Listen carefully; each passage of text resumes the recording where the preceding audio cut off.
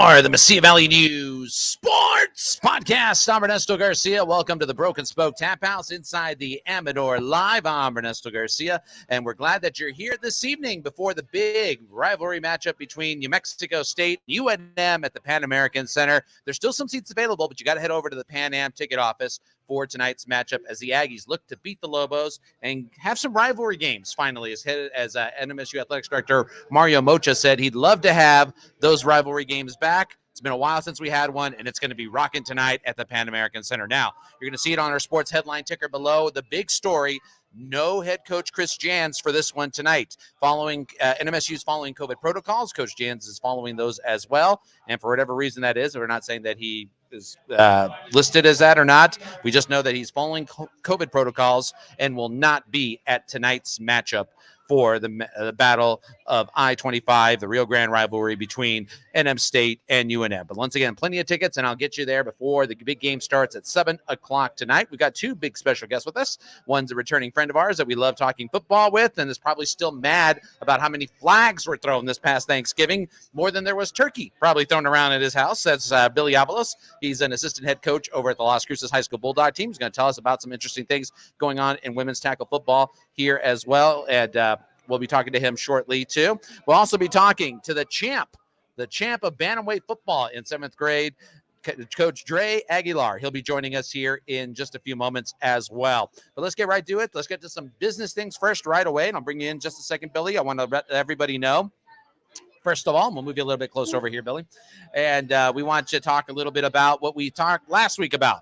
The ice rink that was going to come to the Amador Live, and I'm saying that now. Spoke with Max last week, and due to shipping containing problems and other things that are beyond the establishment's control, the ice rink is going to have to be on hold. So sorry about that. The rink is on hold, and, well, it would have been nice to have here, but we'll let you know if that changes or not. But right now, the ice rink not coming to the Amador Live. However, what is coming is your Christmas party, and you can still have a lot of Christmas parties set up. They still have some room, but you need to set yourself up over here at the Amador Live. Get ready to go. And don't forget the happy hour snacks and sippers that are now available on the extended menu that is going on here at the Amador Live.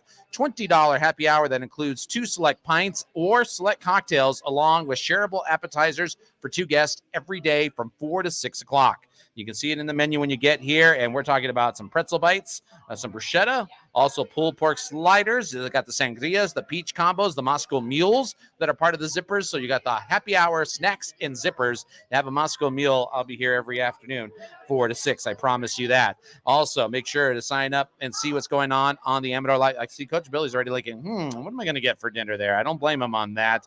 Plus, they've added some new cocktails. The Cruces Mule that's available, the red chili hot chocolate. Okay, who's got it? Give me that red chili hot chocolate. Sebastian, our producer, let's see if they can get me a red chili hot chocolate. And I just want to try that out, because if that's hot chocolate, I'm going to try. Go ahead and ask our waitress that, and we'll see if we can get that here as well. Got the Hatch bacon and beer cheese fries, the Bavarian pretzel as well. Also, the pear kale salad, which I've tried out here before many times, Southwestern Cobb, and other great menu items all here tonight. So before we eat some Lobos, let's make sure you are satisfied and eating here today at the Broken Spoke Tap House. This segment, of course, is brought to you by our friends over at Ragged Apparel. Some other of the big sports headlines going on. Cruces High is in action tonight, taking on El Paso Chapin. That game starts at 7 o'clock, so we'll get you on plenty of time to watch that one over at the Cruces High gym. Michigan now back in the top 4. I don't know who did it worse. You can tell me, and you can comment on Facebook, Twitter, or the YouTube channels that we are on. We're on so many different platforms now. You're going to want to check this out.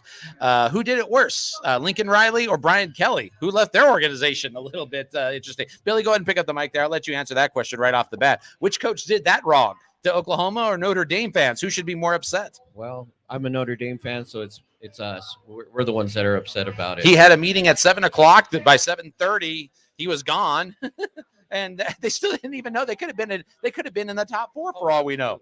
It's just unbelievable on why he did that. Why do you think he did that? Money.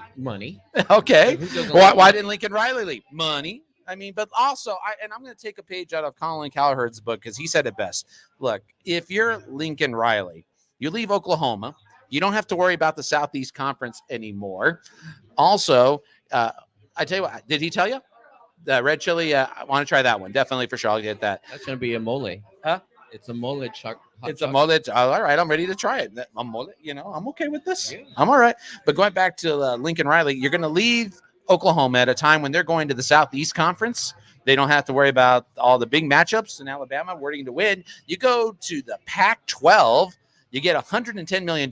You live in Los Angeles. You get all the endorsement deals and everything that goes through with that, and one of the media capitals of the world.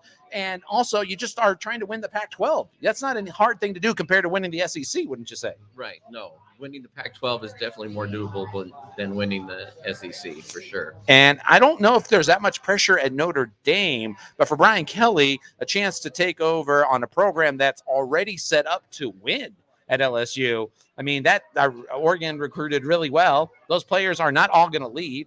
He has enough to build a championship caliber team and be competitive and might be in a national championship next year.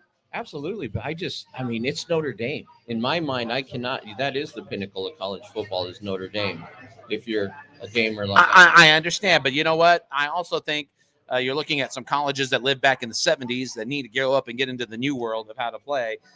Go ahead. True. It's money. It's money, but they also if that's the case, Nebraska would be right up there as well. But of course, I still think they're on a rebuilding year. They had a very good season, like losing some close games and maybe a couple of recruits away. But yeah, it's a recruiting battle. It's trying to find players, and players are a hard thing to find, aren't they? It is. And LSU is definitely one of those attention getters, and like we said, the money part of it for a coach that definitely comes into it because at Notre Dame, like you knew, they have a salary cap pretty much. Yeah, they do.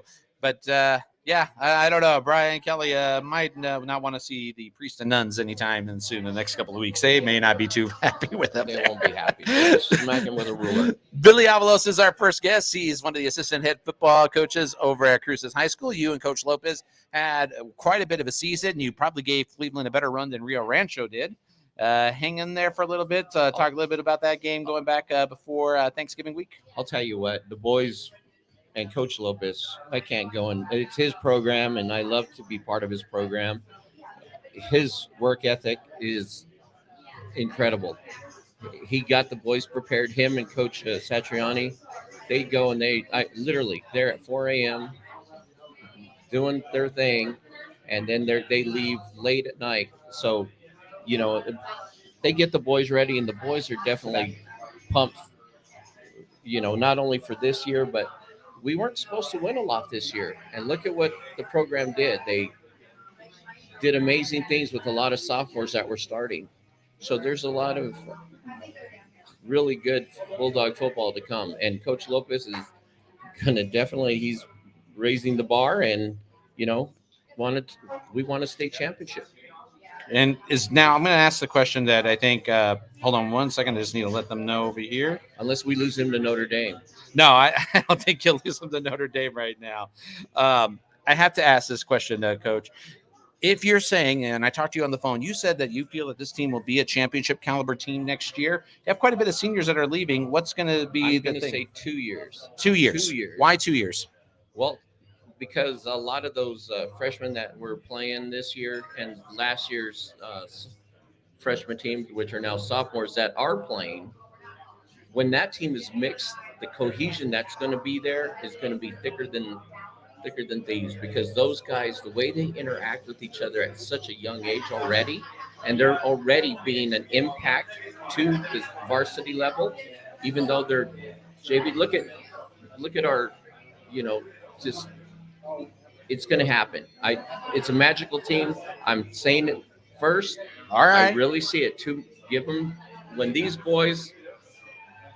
our sophomores are seniors, which is 2 years, and our freshmen are JVers or our 11th graders, juniors, they're going to be a hard team to go and beat. They're going to be a contender. All right. The reason I ask this is because I would think some people in Rio Rancho and Cleveland are certainly not buying that right now. They would probably say, hey, we've got the weapons. We're going to build another high school. There's going to be no sports in it. We'll have enough athletes to go through, while over here we're still at 4 high schools.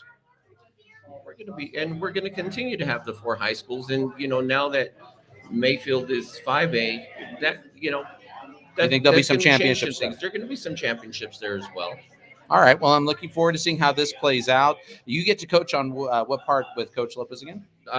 With Coach Lopez, I'm the head freshman coach, Freshman coach. And but we do everything together. So he includes us in all the varsity plans, and I can't go and ask for a better boss than Coach Lopez. all right, Billy, I know we're going to talk about some big things that are coming up in women's football. You've been involved for so many years in this program, you and your wife. You love it so much. Talk about what's coming up on the women's program side and some of the all-star games that are coming up. Well, Candace and I are part of the AFE, which is American Football Events. And we have actually, it was the last time we were going to this. Yeah. That we did a show here. And then That's we got right. COVID. Yeah, and then you got stuck. Then we got stuck in Honduras. You want to explain that story again? Yes. Well, coming up in March, we're going to be doing the American Football Events All-Star Game, where the women are going to take on other women of the world, such as Mexico, which gave us a run for our money. Honduras, Brazil's going to be coming. Costa Rica will be there. And the first time we did this, it's called the Women's Bowl, the W Bowl. Mm-hmm. We won, but we got stuck in Honduras for an extra 10 days. Yeah, because of COVID. Yeah. So we're not planning on staying. This time it's not in Honduras. It's in, they say Mérida is how you say it properly, but Mérida Okay. is how people do it. That's the capital of the Yucatan. Okay. And we're excited to go there, and they're already talking to us. Actually, Candace and I should have already been in Cancun this week because that's what they were going to – actually, our organization is already there. I might take a sip. I want to take a sip? No, all right. No. That the organization is already there. We stay at all inclusives, and they want to go and make sure everything is safe for the girls. Okay, so this is on the Yucatan area, right? In the Cancun part? Okay, so this is the Mexico. This is in Mexico. Okay. That's where the W Bowl will be played. So this should be a lot easier, and there shouldn't hopefully be any COVID concerns. That's right. But this time, let's just say you got an American or something like that. Do you have a plan in place just to be safe? We do. We got a lot of friends that are there, and we definitely have a plan in place in case we got a lockdown. How many girls in the area are going to be there, and how many from when you coach? I can only go and speak for this beautiful lady to the right of me. We're going to see if we get the camera there on her. She has been selected already to go and represent New Mexico. I'm going to have Sebastian move that second camera over there. Can you move it to Candace over there real quick? We'll bring her on here in a second. Okay, so she's pretty proud of her. She's one of the veterans on this USA All-Star team. So I'll go and pass her the mic while I go and. You want to try some of my thing here? All right, you get to try it first, and then I'll try it here. All right, go ahead, Billy. There you go. All right, seems to be okay, Candace. I think he likes it. All right. I think he does. No. Good? No? Oh, yeah, no, there is. Good chili? Oh, wow. This is a – whoa, hello. This is the way I want to go to an Aggie game. All right, you got to see the media. Yeah. Okay, So the it's red. got Yeah, some it's a whiskey? cocktail. It is. So let's tell you what's in it. You got Rolling Still red chili vodka, Chimayo, red chili powder, and hot chocolate. So Billy's going to have a great night today. All right, Candace. I know. Candace is like, no mas. All right, Candace, let's talk about it. You get to be a part of this again. You want to play. You've always met a lot of great players. You've become good connections there. Is any friends of yours coming back this year to play? Absolutely. We have a bunch of friends from across the country that will be there. Some new friends that we just met in September when we went to Myrtle Beach. But I'm most excited about seeing our friends that we met at the first American Women's Bowl in Honduras. So we have friends from Honduras, from Mexico, and it's always great to see them. Wow, I'm looking forward to that. And when you get a chance, I mean, last year you got to play some games, and that was great. But then obviously the wait back there and stuff. What's the difference going this year to next year? What do you think you're going to see different? Is it going to be much more competitive, or is there going to be more skilled players? What are we looking at? I absolutely expect it to be much more competitive. The first American Women's Bowl, we were at the odds-on favorite. Mexico came out with a well-prepared team, and they punched us right in the face. And it wasn't necessarily what we were expecting because our history playing Mexico has been that we've dominated them. And so it was an amazing game that got cut short because they literally shut the game down, shut the country down as we were on the field. So that was in the middle of the game that they shut it down? Is that what happened? If I remember, okay.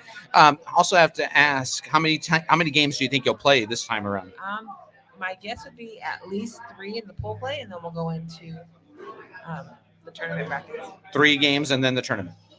least, yes. At least. Okay. And how many games will be in the tournament if you get to that? I would guess 2 to 3, depending on how many teams. I know right now we have more teams signed up for the American Women's Bowl than we did the first time. Is it like a point system with soccer that they decide who makes it to the finals and tournaments? No, I think there'll be a pool play. Pool play, yeah. They'll rank you out from there. And there might be 2 separate pools if we have more than probably 6 to 8 teams in the American Women's Bowl.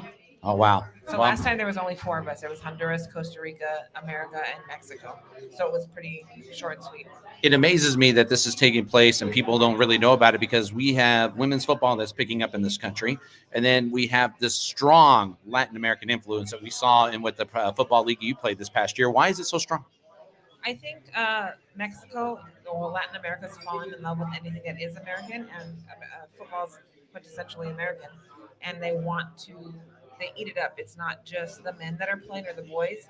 There's little girls teams. There's 9,000 players that are youth players in Cancun alone. And so that's just one city in all of Mexico. And they absolutely love it. They have some phenomenal coaches and some amazing athletes. So I'm always excited to go down there because I feel like every time I play them, they have increased every single encounter. And I look forward to being put to the test. Well, how much in shape are you for this, or do you still feel like there's some work to do? I'm a lineman, so there's not much shape I have to be in. I just have to be ready to fight at every play. All righty. And I got to ask, how'd you keep this guy on Thanksgiving from throwing the TV out the window after that Raiders game? I think we both left the TV alone because it's attached to the wall, but it was frustrating. The great thing was our son and daughter-in-law and our grandkids were there, so they got to see an amazing game. It's the most watched NFL game in recent history now. Yeah, 38 million plus watched that game. And, yeah, I'm still wondering if the NFL needs to think about its flag stuff a little bit more. But, yeah, that was certainly a lot different. So absolutely. And my opinion on the whole college coaching scandal, I think OSU, that coach did them dirty. The OU coach? OU coach, yes. OU coach. Okay, it's 110 million, though, Ken. Yeah.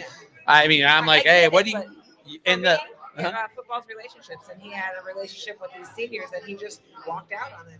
And so that I thought he could have done a little bit better. Well, I'll then ask you both this question. Hopefully we get him on next week. We're working to bring him on. That's the new NMSU head football coach, Jerry Kill. He kept saying something that just resonated with me. Kept talking about players. It's about players.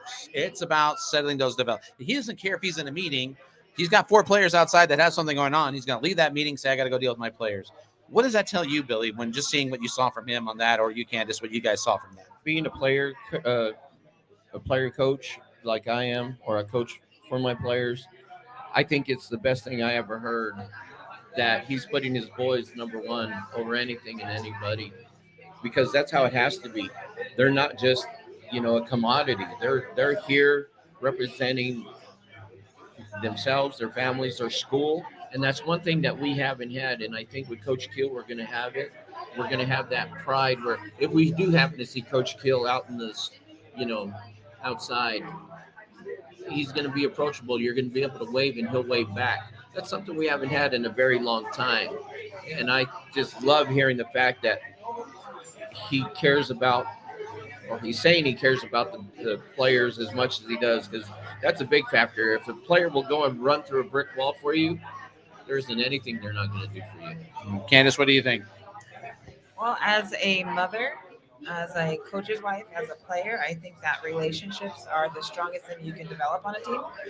The X's and O's are important, but like Billy just said, if you can have that relationship where there's a respect and love and understanding, there's something that can stop your teams. I think that's important for him to make it known that his players are important to him as individuals, not just as numbers on a field. All right. Last question for both of you, and I'll let you have some fun with this one. I'll let you go first, Candace. Bigger win, Michigan over Ohio State or Oklahoma State in the final Bedlam game, probably against Oklahoma for a while? I think Michigan over Ohio. Michigan. What do you think, Billy? I have to agree with her. They go and they put a lot out for that. That's starting to taste good. I'm loving it. A permanent grin on you. With the Michigan win over Ohio State, that's a huge one. I have a feeling changing his coaching system made a big difference in that. Do you feel that that's what it has to become now for head coaches? You're almost like CEOs. You got to let the assistants take over. You got to direct your assistants. Exactly. You really do, because it's always evolving. And now mid-season, you're having to evolve into something new. So you technically have to have 2 game plans, because once they catch on, defensive coaches can't catch on with your offense, then you got to come up mid-season, switch it up because you become predictable. That's how technical football is, not only from the college level, but we're seeing it in the pros. Look at how well our Cowboys were doing. Now we're struggling a bit. Look at the Chiefs, same thing. We're starting to go and they're figuring it out. All right. Last fun question, since you both are Cowboy fans. Without McCarthy, did the Cowboys get a win on Thursday? I think they will. I think they're getting back some key players, but I think they realize that they have the pieces there and that they need to make it work. It's not on Coach McCarthy. It's on those players to dig deep and get it done. All right. Billy?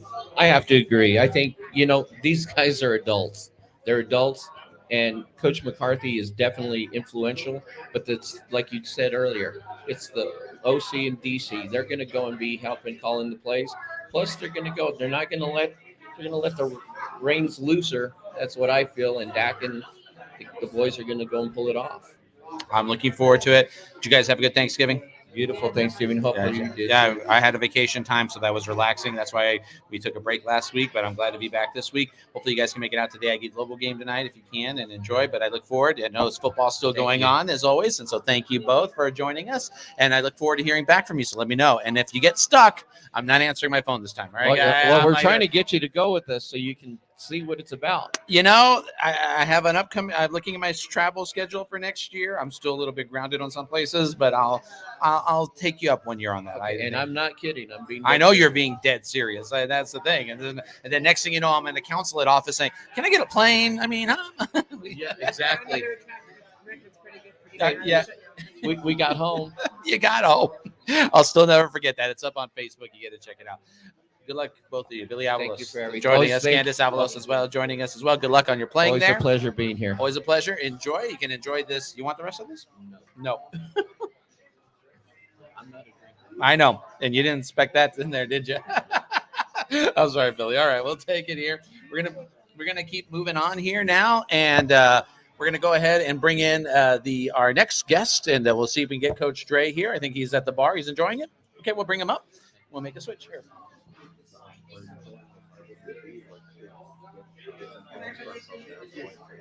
Okay. And it's for 13 years, so maybe those are his kids. Okay, well, you want to ask him that question real quick, Billy? I'll let you sit here and ask him that. There you go. All right. Coach, come on up here. Here's the champ coach from this past Thanksgiving week. Good, no problem. Dre Aguilar joining us here. Now, before I let Billy go, he had one question or one comment to bring up to you here that he wanted to say. So, Coach, I'm going to let you ask the other coach. This is always great when you bring coaches on. What do you want to ask him there? Coach, I'm involved with RWB, Red, White, and Blue sports events, and I wanted to let you know that we are now getting players. We talked about the women, but we are also involved with the youth, and we're looking for 13 and U to go represent Team USA over in Cancun. If I could go, I'll leave my number, but that's something, if you have some of those players you'd like to nominate, definitely another opportunity to represent Las Cruces, represent everything. And we're looking for coaches. Hey, man, you should get one right here because I've been coaching for 18 years over at Battle Boy Sports Association, and this was my last year coaching there. So, you could come join us. Most definitely get some information, and I'm most definitely interested in that. I'm here for the youth, and I love this. All right, you see, this is what happens during live podcasts and live events. They're already setting up. So you thought you were retired. Did we clear this with your wife, though, over here? Because somebody needs to go over there first and talk to her before they go make that. That's all right. All right. I'm going to move the focus to... Babe, I'm taking you to Cancun. All right, I'll let you. Okay, you guys are going to have to wait till after the show to make these arrangements. I want to bring Coach Dre. You just said something, Coach Dre Aguilar, of the Scorpions, the 7th grade bantamweight champions of here in Las Cruces. 18 years coaching. Yeah, you were a very popular guy a couple of weeks before the game. We'll bring that up a little bit, but I want to go right to 18 years. Why'd you stop? Why are you stopping, even though you might not stop right now? Go ahead and move that mic close up to there. I think 18 years doing Battle Sports Association has been a blessing for me. I coached over 1,500 kids, basketball and football-wise, and I'm just ready to move up the next step. I've been doing sixth and seventh grade, so I ended up getting my license to coach, and I'm moving up to eighth grade. So that's what I'm going to be doing next year for eighth grade. And then hopefully I'll start moving up and looking at space somewhere around the high schools around our community. All right. So you're going to take an opportunity, and what do you want to do again to focus on? We'll see. Move that mic up Right closer. now I'm about to graduate from college. I decided to go back 3 years ago. Mhm. I got 2 weeks left, and I'll be getting an associate's degree in psychology to work with kids. Gotcha. So I wanted to take a little break from coaching so I could get my Focus on bachelor's degree. on my bachelor's on the psychology for kids. And I just signed up to be next year's eighth grade Pikachu Middle School football coach. All right. So you are looking at eighth grade to get going. So, but bantamweight, taking a time off, go to coach eighth grade. You love youth. Why coaching this middle school? I would think middle school kids are the hardest kids to get attention to and stuff. And if I'm not mistaken, one of my friends who had her son on the team said it almost felt like first couple of days they were like, where to go, what to do. Some of them didn't even know how to play that well. How'd you get all that going? Okay, well, first of all, I was coached by many coaches, such as Coach Jim Bradley and also Coach Miller over at Las Cruces High School. I had the privilege to be coached by Coach Harrison, which is the offensive coordinator for Mayfield High School. And what I learned from them was that these generational kids, you got to be able to teach the kids individually. So I'm not coaching the whole team. I'm taking 25 different ways to coach each individual kid to learn the game because nowadays coaches don't take the time, and there's a lot of talent out there with these kids. You just got to be able to teach them and coach them in their own specific way so they could learn. And that's what I did. And we broke the team apart and we figured out who was the leaders and who needed help. And we started right there and we went basics and we ended up being a really good team. Within the first week, we knew we had a really good team and that we were going to go all the way. Now he's being very modest when he says good team. Your team did not lose a game. Am I correct on that? Yes, sir. You see, he's being very kind not to say anything because you understand this. You understand this is not something to do, but your experience made this. I would think that some of the Scorpion families are like, oh, sixth graders like, what? You're going to go? What? But of course, your seventh graders like, we'll see you next year. Most definitely. Yes, they're happy that I gave them the news that I was going to go ahead and move up with them, and they were very, very happy. I have a kid that plays he goes to Weiss and Missile Range Middle School, and he'll be making that transfer next year to come over and play with me in eighth grade. They want to come play with you. My guess is when you say individual attention, this is something that we were talking about with Coach Kill and what Billy and Candace were saying. It's really more focused on players. Coaches have got to have that player relationship, got to have control of that locker room, or else this doesn't happen. Yes, most definitely. You have to be a leader in that locker room, and you got to be able to show those kids the right way. You got to be able to have patience. Most definitely, you have to have a lot of patience with the kids because a lot of the kids are not going to learn. Like I said, they're not going to learn the same way that the teammates learning, and they might take a little bit longer. And that's what we do. We just take our time and be leaders and teach them the right way. Okay. As you mentioned all this, and we look closer to it, you went undefeated throughout the season. We're going to head up to the championship game in a bit. There was a stumbling roadblock. I saw your picture, saw your face, heard your voice more because of one incident that happened that I think a lot of people might have misconstrued and stuff. But when you see videos, everyone has their own assumptions. Very tough game against Lynn and that school. And you had this whole melee that showed up there. One thing that people don't talk about is how your team was off this thing. This was mostly parents outside and no kids at all. None. Well, it was very unfortunate for that to happen. 18 years, I never seen anything like that, and I hope it never happens again in any kind of city, But as soon as the incident happened, my main focus was to get my kids out of the way. I definitely in my head knew that I could not tell the parents to get out. That's a parent telling another parent they're not gonna get out of the field. I had the leadership of the kids, and the kids were listening to me. So I figured kids got to get out of the field. That's my main concern. Get the kids out of the field and get them safe. And the parents are old enough to take care of themselves. And I did ended up getting 90% of my kids off the field. And before everything broke out loose with the parents from the other side and the referees. We don't talk about this, and I get that our incident is one isolated one, but I'm sorry. You can go on a TikTok, you can go on any social media forum, and you watch all these other things. There's fights in stands. and we're talking grown people at NFL games, and we don't make a big deal about it. Suddenly, that's a hide one here, but yet, this here happens. Oh my God, I think that's why I was saying people had this very misconstrued thing of things, and my concern was how was it going to play out? Were you concerned there may not even been a championship game after that? No, most definitely. Like I said, my first thing was to get those kids out the field. Going on forward with the game and all that, it would have been heartbreaking for these kids because since the beginning of the season, I kept telling them, you have to be the next man up. I was like, we do not count on one single player. Okay, I have told them the main guy can go out. He decides not to show up to the game, next man up. And that's the way we started. So it was a big concern for us because we worked so hard. We kept the kids out of trouble, especially in school because, teenagers, they run into their own classmates saying, oh, well, I'm better than you and I should have been out there, but they're not out there. So I'll tell the kids, you're going to get a lot of those kids. You're undefeated. Nobody has scored on you. We were leaving teams 48-0. And did they have a mercy rule in seventh graders after that? They did at the beginning, and then they just allowed us to play, but with the eventually, time running. But eventually, I'm going to guess you figured how to say stand back. The players learned that real quick. Most definitely. I applaud any coach who does that because that makes a lot of sense. Your director of bantamweight really went in front of this, which needs to be credit for.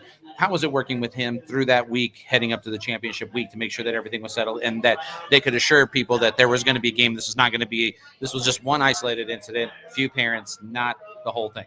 Okay, Mr. Tim Hall's a really good man. He's been doing this for a very long time. I was privileged enough to play for him when I was in 6th and 7th grade over at Pikachu Middle School when he was there. We conversated and I sent over my videos that I had that started the whole incident, because the only video that was out there was through somebody else that was not showing everything that actually happened.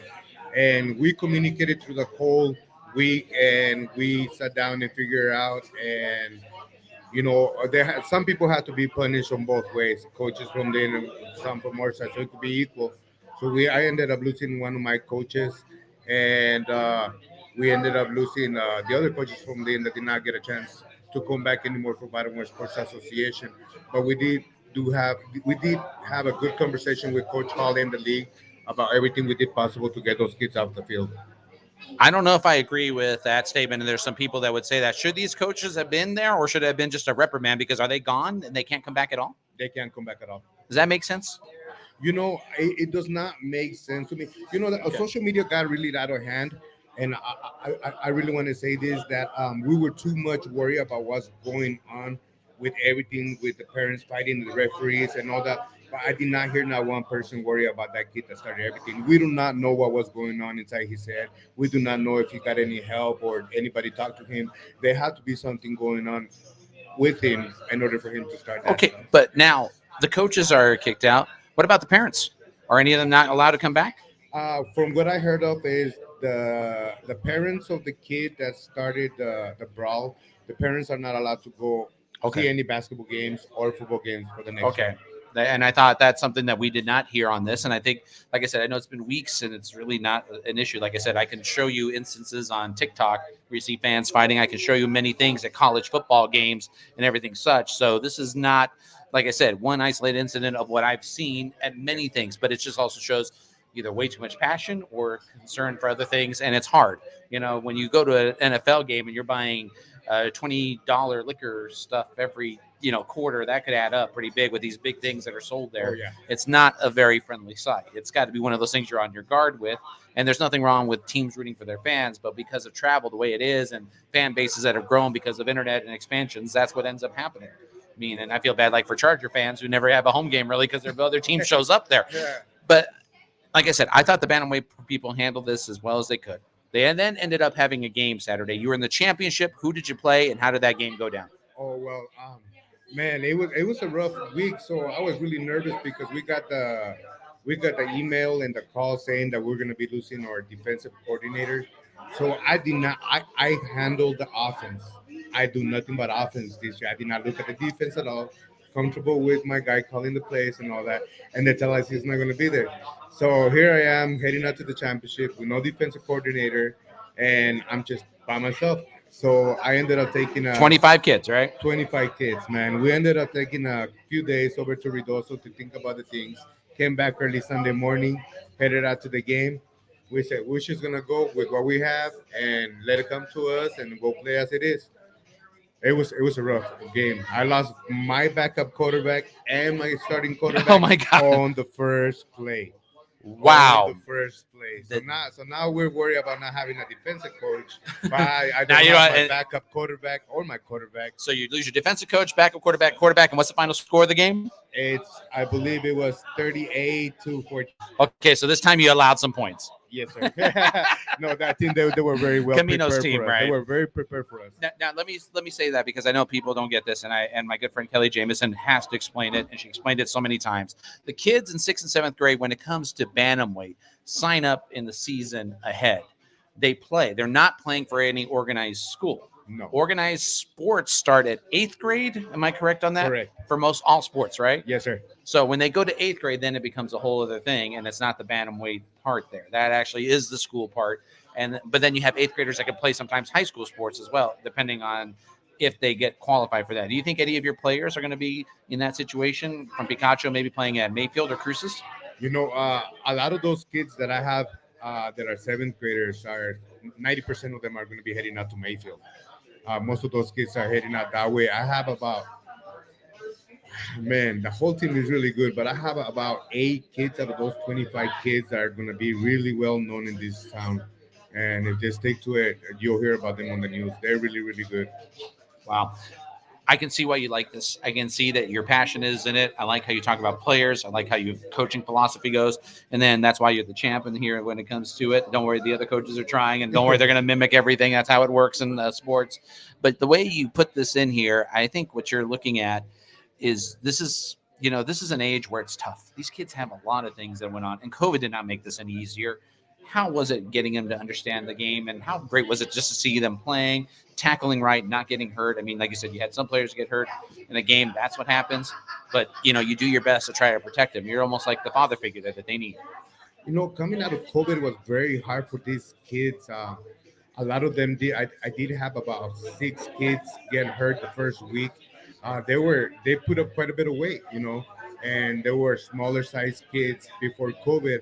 So taking hits, running, and just being out there was a whole different thing for them. So what we did was we inspired them to come out and just stick to it and come out every day. And whether they felt like they were hurt or they were injured, they would come and let us know. We allowed them to be there either way. So I mean, it was really tough for everybody with COVID being around and then coming out and trying to get these kids back in shape. It was really, really hard. We're looking forward to next season. It's hard to leave bantamweight. I'm sure they're going to miss you. But 8th grade, you'll develop them, grow with the high school end. I can see your passion. I'm glad you're following the educational part as well and following into children's psychology. Anything you want to say to the championship team and the family and the parents that are watching, or going to pass this on a little bit later? What do you want to say to them? No, most definitely. I just want to tell them thank you so much for being so supportive and sticking with their kids. And like I always tell them, if you don't keep them busy, somebody else will. So keep them in sports and just keep doing your parenting things. You're doing a great job. Some fun questions for you. Did the Aggies beat the Lobos today? Yes, sir. All right, you going to the game? I gotta go back home and You get got ready for my finals. Finals. I got finals, man, See, look at that. It's on TV and the ESPN, so you can watch it. Was there too many flags at the Cowboy Raiders game? Definitely. Who- Definitely. It was. I'm a Cowboy fan. I've been a Cowboy fan since I was young. So I've been through. And your wife is too, right? Yes, definitely. All right. definitely. You see, there's we a heard family everything. Thanksgiving. We heard it before. We've been there. There's too many flags. Way too many. Do the Cowboys win without McCarthy this Thursday? He's a big part of it, but they gotta step it up. They gotta step it up and get that W for Coach McCarty. They're old enough. They're adults. They should be able to handle it without him. Would you be surprised if the NMSU football coach showed up at some 8th grade games and bantamweight games? Man, that'd be great just to have somebody. These kids need somebody to look up to. There is nothing to do in this town. So are you inviting him to come see you guys? Come on out and check out these kids. I'm pretty sure they appreciate you coming out here. They're looking for leaders. Our kids are always looking for somebody to look up to. I think this community is hungry for football. They love it. Great win. I'll let you say one final message to the team again. Hey, guys, just keep going, doing your thing, stay in class, bring up those grades, and we'll see you next year. Student before athlete. I appreciate that. Coach, this has been a pleasure. I look forward to talking with you Thank down you the so road, much. and we'll Appreciate see it. how your 8th grade Yes, team sir. does. That's going to wrap it up for us on the Mesquite Valley News Sports Podcast. Aggies, 7 o'clock tonight, taking on the Lobos. We'll see what happens there tonight. Cruces High taking on El Paso Shapen this evening. Good luck to all the other area teams. More guests next week. And, of course, we are working to bring head coach Jerry Kill from New Mexico State over as well. Once again, no Chris Jans for tonight's game for New Mexico State. He is out following the COVID protocols that are required by the university. And we hope the Aggies do well tonight. You can watch the game on ESPN Plus or through the Varsity app. For the Mesquite Valley News Sports Podcast at the Broken Spoke Taphouse, I'm Ernesto Garcia. The segment brought to you by our friends over at Ragged Apparel. We'll see you next Tuesday.